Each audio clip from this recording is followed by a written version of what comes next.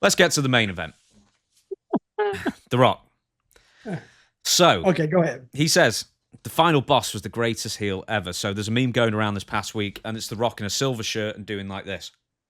And then someone will just say something outlandish, and because The Rock Dwayne Johnson has said more outlandish things as the years go on.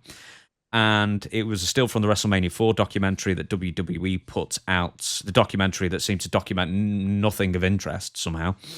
And he basically called himself, or the final boss character he brought out in 2024 to face Cody Rhodes, the greatest heel of all time. Isn't that a little premature? Well, it's 3 months. Yeah, on one angle. See, I have to put a meaning to this. A great heel is not one who doesn't really work the best, but he's the one that he entertains the people the best. They hate him, but they secretly want to like him. I'm going to say right now the top heel ever in the wrestling business, and I don't think many people will disagree with me. It's got to be Vince McMahon in the evil boss character. People hated that son of a bitch, but he was so entertaining. And he came up with some of the greatest skits ever. I think he's one of his best ones, and did the greatest viewing ratings of the shows that he was on, was the Kiss My Ass skit that he would do. Oh, it was great. And I would have to rate Vince number one, and he's almost untouchable. I mean, all through the 100 years of pro wrestling or whatever it comes down to. But he's got to be the most hated heel and the best heel and the most entertaining heel of all time. I got to put Vince McMahon in that spot. Well, go back down to the beginning. So he's number one, but give us some honorable mentions before we get to 10, and then we'll do 10 to 2. Honorable mentions, I would say Bruiser Brody. And I'll tell you why they're not higher. And Stan Hansen, because that was mostly in Japan, and Ernie Ladd.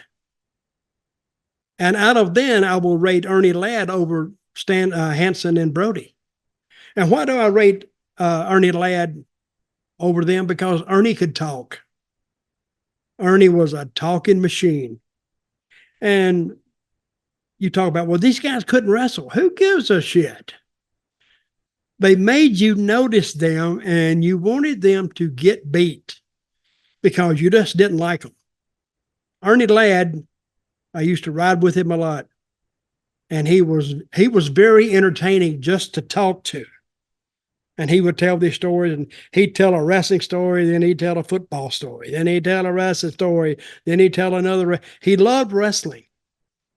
And tell you the truth, I don't even know how he got into wrestling. He told me that story one time. He told me the story that all the football players really back in his day, they made more money wrestling than they did playing football. Did you know that? Mm. And it was just recently, of course, when football started to kind of say, oh, there's big money to be made in this with TV. And that's when they started making money. But I think Ernie Ladd, he's an honorable mention, and Stan Hansen and Bruiser Brody. Okay, the next one I think is you gotta give it to Bobby Heenan. Is this honorable or is this top 10 now? No, I think we'll go top 10 now. Okay, great. And Heenan basically was Heenan vicious in the ring? No, you just didn't like the way he talked to you. He was entertaining as hell. When Heenan came on, it was better than a match to hear what Heenan had to say. because he was another entertaining. There's more to being a great heel than just being vicious and beating somebody up. I mean, Heenan, when he got into a match, you wanted to see him literally get killed. They wanted to see him carted out on a stretcher, and he was very athletic. Sometimes he would do that dive over the top rope and just catch the top rope and land on the floor. It was a thing of beauty, really, and nobody else did it, but he could do it and go over the top. And if you just want to sit out there in the crowd and listen to the people, I mean, they roared. I mean, they hated Heenan. You could tell by crowd reaction. They hated him. So let's start with him at number 10. Here's I would give maybe that wasn't number 10. But anyway, I'll give the ones. I would say Roman Reigns right now. Roman Reigns, he sits at and you watch every heel that they've ever had. Roman is not only telling a story with him, but he's the biggest baby face that WWE has right now without even being there. Because we all know that Roman's coming back, and Roman will come back, and the first night on a pay-per-view or whenever they book him will be a complete sellout because they've told the story and he's the center of the story. Who is the leader of the bloodline? And when he comes back, they're going to go with him over the Solo Sikoa. And it's going to help Solo. It's going to help him and those other two guys, Tonga and Tama, or whatever their name. It's going to help them so much because now you have somebody to go up against them and you can choose sides. They want to see Roman put them in their place. And if they go and they beat the hell out of Roman, that seals them. That seals their fate as top heels.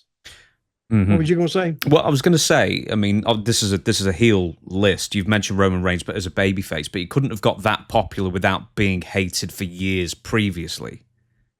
Oh yeah, I mean, but it took them. Let's say something about WWE patience here. They had patience, and that was I always preach patience.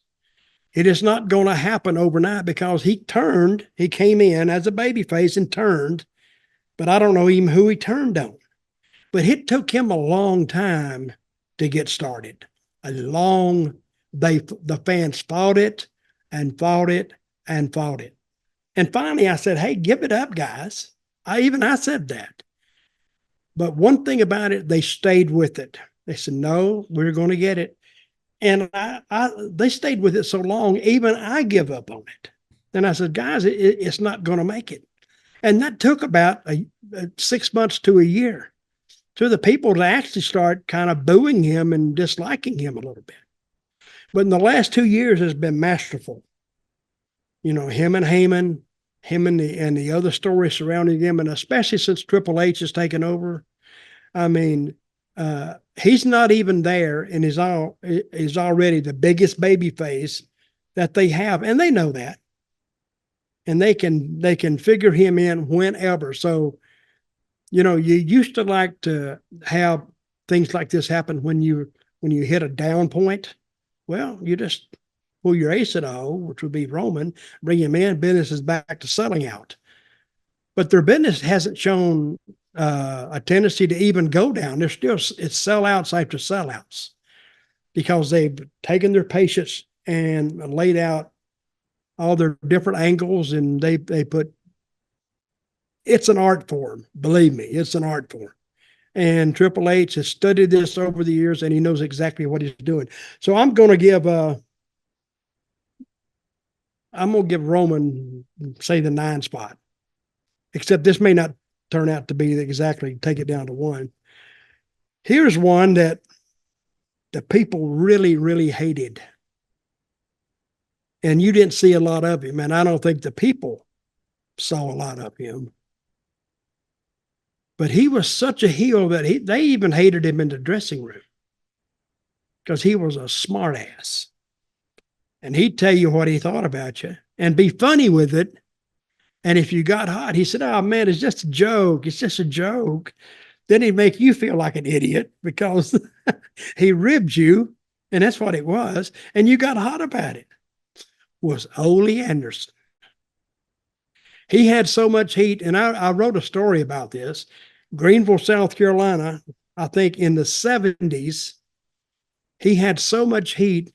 A 76-year-old man. Have I told the story before? Yeah, I think so. Yeah, old man sliced him, didn't he? Yeah. 76-year-old man with a hawk bill. You know what a hawk bill is? Yeah, knife, yeah. Well, Curved, yeah. He hooked him right here, and he came down. He cut him from there to the belt line. It took like 90 stitches to piece him up. But and he was 76 years old, and he cut him. And because he had that much heat. So they arrested the guy quite naturally. And Ole, guess when he came back to work? Yeah, we would have been soon. You don't get paid if you don't work. Yeah, he come back the next week. He was all stitched up, but he came back, didn't have a match, but he came back.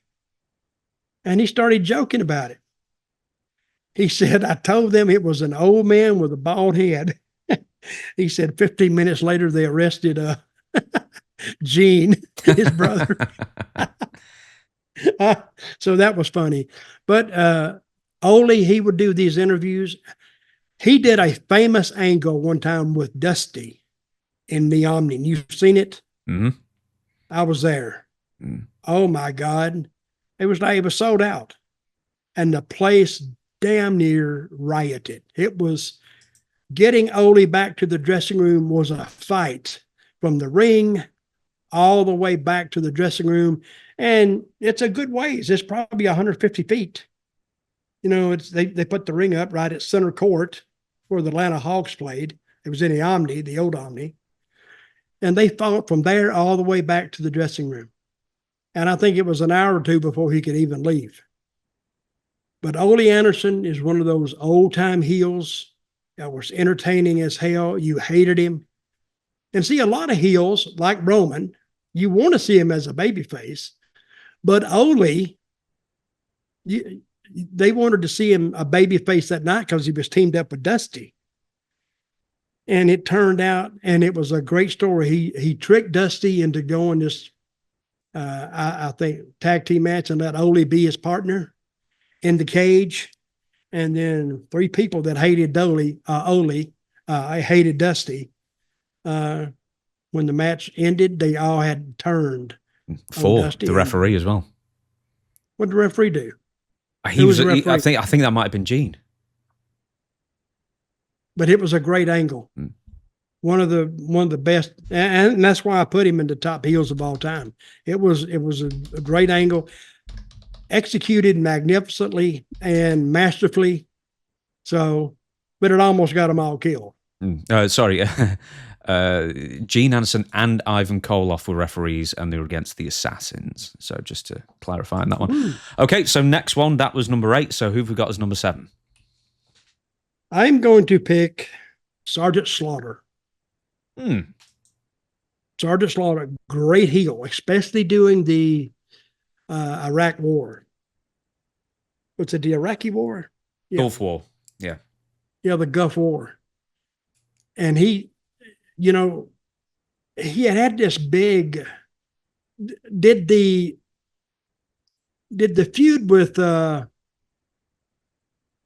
the Iraqi guy, what was his name? Adnan Al-Qaisi. Okay, so let me just... the Sheik, the Iron Sheik. Yeah, he was... did that follow his turn as a heel? No, that was years earlier. That was years earlier, the Iron Sheik feud. The Gulf War was in 1991. So the funny thing was when he was an Iraqi sympathizer and has like a Photoshop picture with him and Saddam Hussein, by the time he meets Hulk Hogan at WrestleMania, the war was already over. Mm-hmm. So, yeah. And then he had Adnan Al-Qaisi and Iron Sheik with him. Iron Sheik was called Colonel Mustafa at the time. Yeah, he had a hell of a gimmick and drew a lot of money. And Sergeant Slaughter, if you just met him and sit down and talk to him, very entertaining, very funny. And if you're kind of funny like I am, he would laugh and I would laugh, and we had a hell of a time just talking to each other. Good guy, but the, people hated him being the sympathizer with the Gulf War people. I mean, he was like a traitor. He was a turncoat. So I'm gonna put him in that spot. Here's another one. Jake the Snake. I mean, it's hard to like a guy that's got a big 10-foot long python in the ring. There's something evil about him, and you could look at, I mean, Jake's, I think, biggest attribute was he looked evil and he talked evil. When he would start talking, and you look at those eyes, you say, oh man, I can feel the evilness just coming off him. And I think the people felt that. And especially with the angle he had with Savage and the Snake. And I think the people put themselves in the position of whoever was laying in the ring, and for Jake to lay that big snake on them when they were tied up or something. People said, I couldn't do that. Yes, he was one of them. Mm-hmm. Me. Mm-hmm. If they told me, okay, Dutch, we're going to lay you down, then he's going to let that damn snake slither up on you. I said, I don't think so. I don't think we can do that unless you got some handcuffs and some ankle bracelets. I don't think I can lay there and let that snake do it. So he was an intelligent bad guy. I mean, like with all his interviews and stuff, you wouldn't just get the whole "I'm going to get you" kind of thing. You know, he was evil. I'm telling you, he let his presence, yes, his dark side, his dark soul, I mean, come to the top, and he could do it because he would never raise his voice, and he would look at you and kind of grin a little bit, and you're saying, "Oh my God." But he did his job great. I mean, you can't produce that. I mean, if I had an idea, I want a guy that can act evil. Well, you got to find one. You can't just get one, because Jake was like that almost naturally. And I mean, Jake's had a lot of problems, and I've had a problem with him, but I have to say one thing. He had a lot of heat as a heel, and he's not almost the type that you want to see as a baby face, but you'd rather be cheering him than booing him. But he's in that list of forgotten heels. I mean, I didn't forget him, and I think the people will agree with me. Here's another one. Randy Savage. When I broke in with him, and we basically taught each other the work, the style that was prevalent in the day, a lot of action. And Savage, I would like to say he was pretending a gimmick, but he wasn't. He was like Jake. Jake, if you talk to him in the dressing room, sometimes he would just, that evil side would just bubble up to the top and overflow. Savage was the same way. Savage was the macho man. He started out as Randy Savage. Then he came to Macho Man, and I forgot what else I was going to say. But he grew into these stages. Well, I never asked you this. When you feuded with him, when you were still wrestling with Nick Goulas, who was the bad guy, who was the good guy? Or did he switch over time? No, he switched. He was a heel. Because I went in as a heel, and then he saw me there, and he come up to me and he said, listen, we're beating a head against the damn. If you can put Randy Savage's voice in a normal voice, that's the way he was talking. But he said, one of us needs to turn. He said, I think you need to turn babyface. I said, really? He said, yeah. He said, we could draw a lot of money. And we didn't draw a lot of money in today's terms. But for that little territory, yeah, we went to like, Nashville's a pretty good sized town. We went from like 200 people in Nashville on a Wednesday night. We got it up to 1,000 people, and that was a little building was sold out. So we upped the house quite a bit, and Savage was over. But Savage wasn't the type of heel you hated. You wanted, you loved to hate him because he was entertaining. And I've had people tell me, said, I never watched wrestling before in my life. And this was when I used to live in Nashville. Said I was flipping through my channels one day, and I just happened to flip across the wrestling show. And I was going, click, click, click. And all of a sudden, just a, ooh, yeah. And they switched again. They go 2 or 3 more channels. They said, wait a minute. What was that guy talking about? Click, click, click. They go back. Oh, yeah, much. And that's what made them fans, because he got them interested in wrestling. He was different than any other wrestling character they'd ever seen, because that was before the days of cable. So they just got local wrestling then, but it made a lot of them fans. And Savage, he was the type, was an in-betweener. That was the type you would like to see turn babyface, because you liked him, but you didn't like him. So here's another one. Roddy Piper. Number 4. Would he have been on your list? I think he's on most people's list, yeah. So he's 4th on yours. Well, that's making 3rd. I'll add somebody else down here, but we're getting close to the bottom here. Piper, I think I've never been around Piper much, but usually when you sit around and talk with him, he was fine. He'd go out of the Piper mode, but when he would go out there and he'd start talking, and he started this, I think, in Oregon. Where is Roddy from? Was he from up there? Well, he settled into the Oregon territory, but I think he's Canadian. Maybe. Yeah. Right above that. But he learned how to get people's attention there. That's what your little territories used to do. You see, Vince didn't have to start a NXT. He didn't have to start that, because he had all these smaller territories doing the work for him, that it didn't cost him anything. But Vince's fetish back in those days was just big guys, the 300-pounders. But the 300-pounders don't do a lot. And 300-pounders don't have a lot of personality, really, because they didn't need to have. But so when they realized that the personality is found in the smaller guys, that's when they finally really started doing business. See, the days of the Bruno days were gone.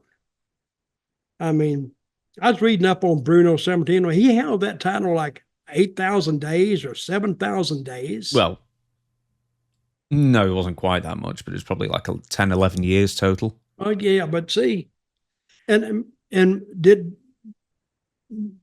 how many days a week did he work? Oh, I don't know. I think in his later run, it was limited.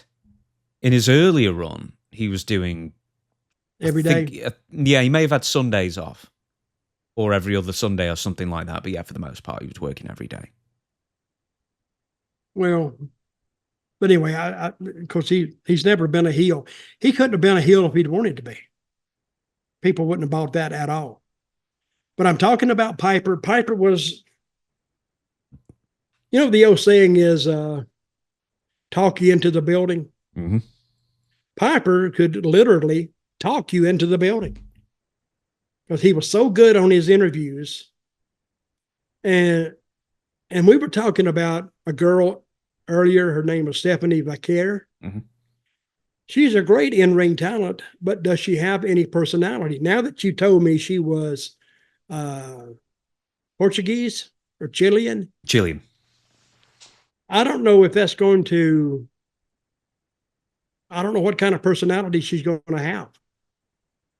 Because not a lot of Chileans that I know. So let me ask you this about Roddy, because I know we've talked about Piper a few times before, but I don't think that it's mentioned a lot, is that the dude had a lot of integrity. You see, apparently he's one of the nicest people you could speak to. And when he first went to the WWF, for a long time, he refused to appear on any card that was, I think in like Don Owen's territory because he was loyal to them, or maybe even Yes. Sam Mushnick's territory. There were certain Yeah. places he refused to work because he was loyal to the people who were loyal to him. And even, in this cutthroat, 1984 expansion year, he was one of the only people, I guess, who could even get away with saying that to Vince, let alone could even think of saying that. That's what I was going to say. Most guys couldn't get away with it.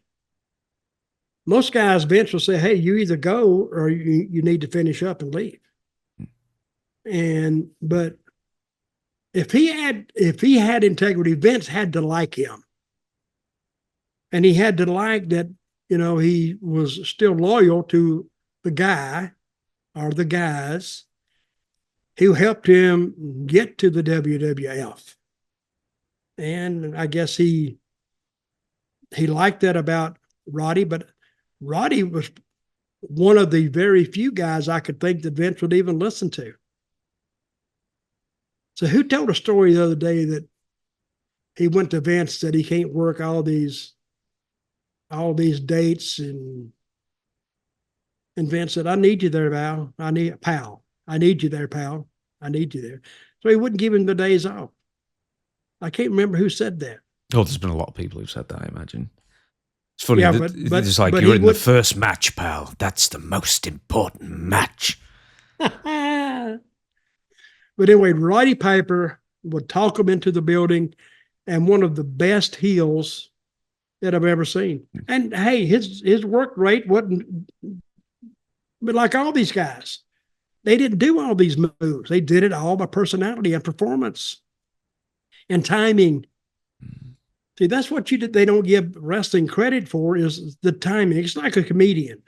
Comedian has to have his timing right, because if it doesn't land right, it doesn't hit. But Piper had all that. Right, we've got 2 more spaces. You said you wanted to move Piper up to 3, so we've got spaces 4 and 2 to fill. 4 and 2. Well, I got to think. I'm going to put, just for pure violence and viciousness, Abdullah. Okay. Abdullah, there was nothing to like about Abdullah. He's a big, where did he say he was from? The Sudan. Sudan, yeah. The Sudan. Now listen, and I've told stories before. Hey, when I first started in wrestling, I thought he was really from the Sudan, because he never said anything. He'd just sit there and look at me, and I'd be on the other side of the dressing room, and I'd go, oh God, he's looking at it. I didn't even know he spoke English. I really didn't. So, and I would never talk to him. Literally, I was afraid to even say hello to him. And then one day I heard him speak English. I went, wait a minute. I didn't know he spoke English. But I've seen him go out there, especially some matches in Puerto Rico, brutal. The people were tearing him apart, throwing bottles. And they had to finally stop selling beer in Puerto Rico, because everybody got drunk during the matches. It was, if you either went to a bar or you went to the wrestling matches on Saturday night to get drunk. But some of that stuff flying through the air was, this is Abdullah coming back from the ring was just knocking stuff down. And he had a manager, and his manager was trying to block his stuff, but the manager was getting hit too. Hugo Savinovich. He was a great manager too. Commentator for a long time for WWE as well, wasn't he? Yeah, he was. And he went up there. I think he's still there, isn't he? No, he's not been there for a few years, I think. Well, so that covers number 3, right? Yeah. Now, it covers number 4. Roddy Piper's number 3. So we've only got the number 2 spot left. And you told me you had a name in mind for the number 2 spot, so I hope you not forgot it. No, I got it. Brother, I took you. Okay. No. Well, the thing is, I gave you so many names. I took you at your word. You say you need to write it down. This is one of my favorites. I'll tell you another honorable mention, Jerry Lawler. Yes. Jerry Lawler drew a lot of money, entertaining, and And when he booked Memphis, he booked a lot of bull crap. But sometimes he booked things just for himself. And an old time booker told me one time, he says, if you ever become a booker, kid, he said, always remember to book something for yourself. Tony Khan probably heard it and thought he says, book everything for yourself because you're the only person that's going to understand it. But this is one of my favorites. Before you say it, this is someone I didn't even put on the list because I forgot to. But I thought maybe if I did, he might have made your top 10. Ox Baker. No, but he's an honorable mention. Yeah, we'll give him an honorable mention, but he wouldn't have made top 10. No. Okay, number 2. Who is it? Terry Funk. Is that who you thought I was going to say? It was, yeah. Terry Funk. I'm going to tell a story about Funk. And I may have told this story before. Eddie Gilbert loved Terry Funk. He just loved him, and he loved Jerry Lawler. So some of those little shows we used to go to, I'd be watching Eddie working, and I could tell when the match started who he was going to emulate. Sometimes he was Jerry Lawler, and sometimes he was Terry Funk, but he had it down to a T. Funk, he used to look at me and said, Dutch. And then he started telling some story, very entertaining. And every match was different. You know how when you see Flair's matches, a lot of his matches are the same. It's the bump over the top rope, go down, get punched, get up, go to the top, get slammed off the top. He has done that at least a couple of 100,000 times, at least 3,000 times, at least, I think. That's a lot of times to do that. But a lot of his matches were just reruns of his earlier matches because he did the same stuff. But Funk would make up something. Whatever was there, he would use. It didn't matter. But Funk's interviews were good. And I liked when he used to do the interviews. He would have the campfire out, and he was talking to Dusty Rhodes. It was great. But I think, and when you watched him, like all this talent that I've just named, not only did they perform on TV, they performed in the live events for the fans and more than one has told me, listen, I don't care if there's 10,000 out there or 10. They paid to see a match, and I'm going to give them the match. And they would do that because that's the attitude you had to have. Hell, the 10 people that come to a show, they didn't know they were the only 10. But if they paid their money, they deserved as good a show as you could provide them with. And they did that. And I've heard that a lot of times in wrestling. So anybody, guys, if you're starting out in wrestling, remember, sometimes you get on these little shows, not a lot of people out there, but that's your time to learn. And give them the best show you can. Don't get yourself killed. But go ahead and learn and see what kind of reaction you get from those people. That's how you learn this business. So if you watched any of these guys at all, if you can go back and find some of their matches, emulate them, and I think with all that I've named, I think you got a good start. So there we go. Then we'll wrap it up with this. Was that a good list? No, it's a great list. I'm going to recount it for you. Bobby Heenan, number 10. Roman Reigns, number 9. Number 8, Ole Janssen. Number 7, Sergeant Slaughter. Number 6, Jake the Snake. Number 5, Randy Savage. Number 4, Abdullah the Butcher, because I've mixed them up. Number 3, Roddy Piper. Number 2, Terry Funk. Number 1, Vince McMahon. And let me give you some of the names that we didn't even get to. Yeah. There are other ones. Ric Flair, The Rock, Iron Sheik, Honky Tonk Man, Ted DiBiase, Paul Heyman, Bret Hart, Hollywood Hogan, Triple H. I wrote Bret Hart second time. Andre the Giant, CM Punk, Rick Rude, Vader, Raven, Dr. D, Dave Schultz, Edge, Randy Orton, Brock Lesnar, The Midnight Express and Jim Cornette, Nick Bockwinkel, Kurt Hennig, JBL, Kurt Angle, The Original Sheik, Don Callis, Chris Jericho, Greg Valentine, Don Morocco, Larry Zbyszko, Eric Bischoff, Tully Blanchard, Yokozuna, Mr. Fuji, Sid, Jesse Ventura, Adrian Adonis, Lou Albano, Kevin Sullivan, Paul Orndorff. I thought Paul Orndorff might make it, Ivan Koloff, Gorgeous George, the original. Paul Orndorff, he should have made it. Yeah. Honourable mention for Paul Orndorff. Well, Honourable so mention. many of these. Honourable But there's mentions. some names on there I totally disagree with. Like who? I put Jeff Jarrett down, which you went, what? Why Jeff Jarrett? He's a good heel. No. But Don Callis, why is he there? Oh, just because he's an AEW, I wanted to have someone more fresh as a manager. There's a couple more as well. I didn't even write down. Jimmy Hart, the mass superstar. A couple more examples. Oh, Jimmy Hart he's an honorable mention.